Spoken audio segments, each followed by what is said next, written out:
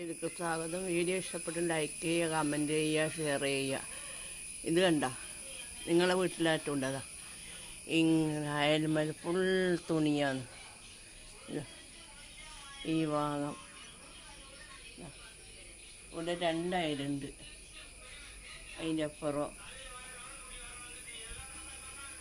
ഇത് കണ്ട ഇതാ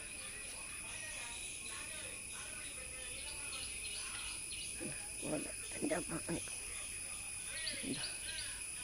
ഇത്രയും തുണിയാണ് മുറ്റത്തിപ്പോൾ. ഞാൻ ഇന്നലെ രാത്രി ഇട്ടതാണ്. അറയുടെ സ്ഥലമില്ല, അകം നിറച്ച തുണിയാന്ന് വെച്ചാൽ ഞാൻ ഇത് ഇന്നലെ രാത്രി ഇട്ടതാണ് മുറ്റത്ത്. ഇതിപ്പോൾ അലക്കിയിട്ടത്. ഇതിൻ്റെ അപ്പുറത്ത് അയൽമേലുണ്ട്.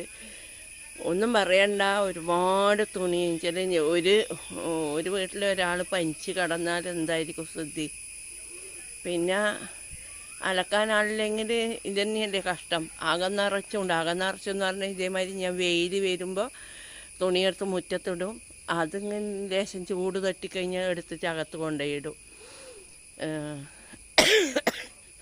ഇന്നലെ ഒരു കല്യാണം ഉണ്ടായിരുന്നു.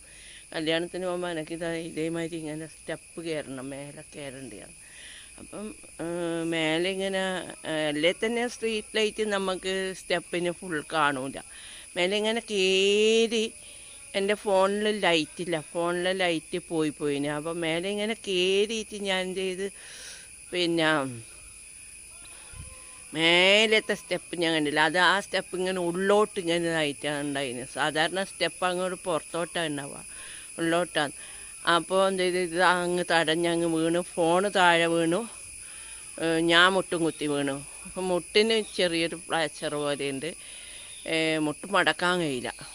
അപ്പോൾ ഇന്ന് വൈദ്യരില്ല, അപ്പം നാളെ കൊണ്ടുപോയി കാണിക്കാം. ഹോസ്പിറ്റലെല്ലാം കൊണ്ടുപോയി അവർ എക്സ്റേ അങ്ങനെ ഇങ്ങനെയാന്ന് പറയും. ഇവിടെ ഒരു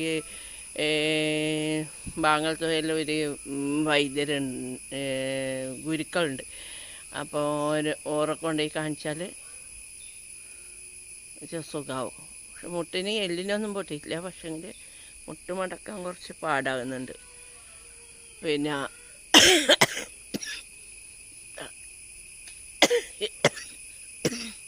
ചുമ മാറിയില്ല. എന്നും അലക്കാനുണ്ട് ഇഷ്ടം പോലെ. അതുകൊണ്ട് ഇന്ന് മുറ്റമൊന്നും അടിച്ചിട്ടില്ല. മുറ്റത്ത് ചപ്പലുണ്ട്. നിങ്ങളെ വീട്ടിലുണ്ടോ ഇങ്ങനെയല്ല? ഇങ്ങനെ ഒരുപാട് തുണിയെല്ലാം ഇട്ടിട്ട്. എൻ്റെ വീട്ടിൽ മൊത്തം തുണിയാണ്. അകത്തെല്ലാം ഇഷ്ടം പോലെ തുണിയാണ്. അകത്തുനിന്ന് വീഡിയോ എടുക്കാൻ കഴിയില്ല. ഇടയിലുള്ള ആൾക്ക് അളകും തെറി വരും. പിന്നെ അതുകൊണ്ടാണ് എടുക്കാത്തത്. അങ്ങനെ